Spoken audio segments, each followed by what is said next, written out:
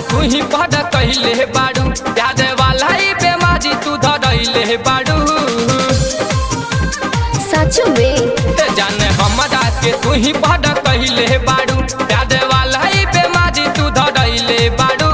अरे ना हो दया तू चढ़े द करे जाए अपना घोड़ी पर।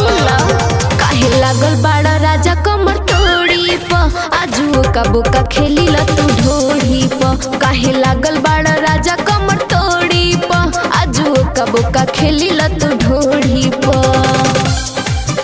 आजू का बोका खेली ला तू ढोड़ी प, ला तू ढोड़ी प।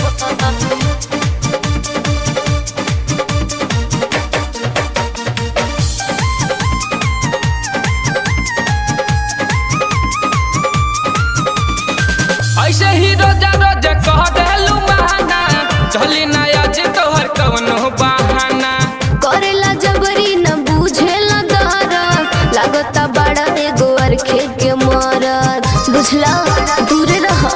सुनो ऐसे ही रोजा रोजा कह देलू बहाना, चली ना आज तोहर कवनो बहाना।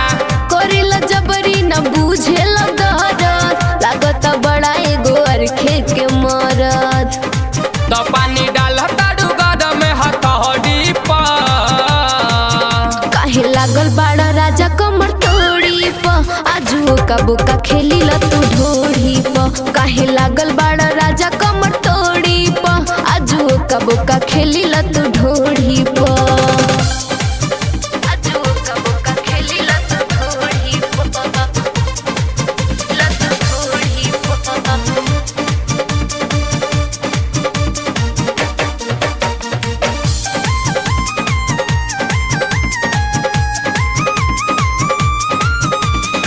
दही जभी नहीं माने जवानी, देखी के मुहवा से चुएला पानी। 4 दिन के बाद खूबे करी हा तू फाइट, बुझा न पिया लागल बावे रेड लाइट। अरे बुझत काहे नहीं ख?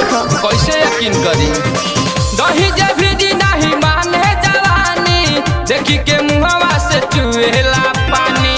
4 दिन के बाद खूबे करी हा तू फाइट, बुझा न पिया लागल बावे रेड लाइट।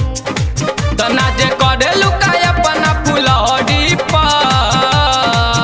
काहे लागल बाड़ा राजा कमर तोड़ी प, आजू का बोका खेली ला तू ढोड़ी प। काहे लागल बाड़ा राजा कमर तोड़ी प, आजू का बोका खेली ला तू ढोड़ी प। ला तू ढोड़ी प, ला तू ढोड़ी प।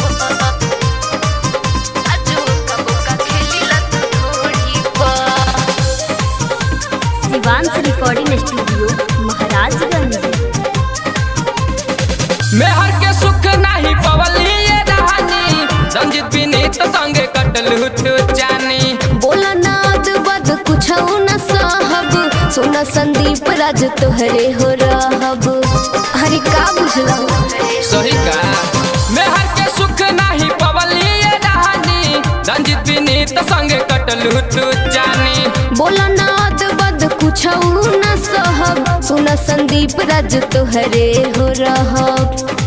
तो नजर लागी गइल हमनी के जोड़ी पर। काहे लागल बाड़ा राजा कमर तोड़ी प, आजू का बोका खेली ला तू ढोड़ी प। काहे लागल बाड़ा राजा कमर तोड़ी प, आजू का बोका खेली ला तू ढोड़ी प। अरे ना मन बत चढ़ जा।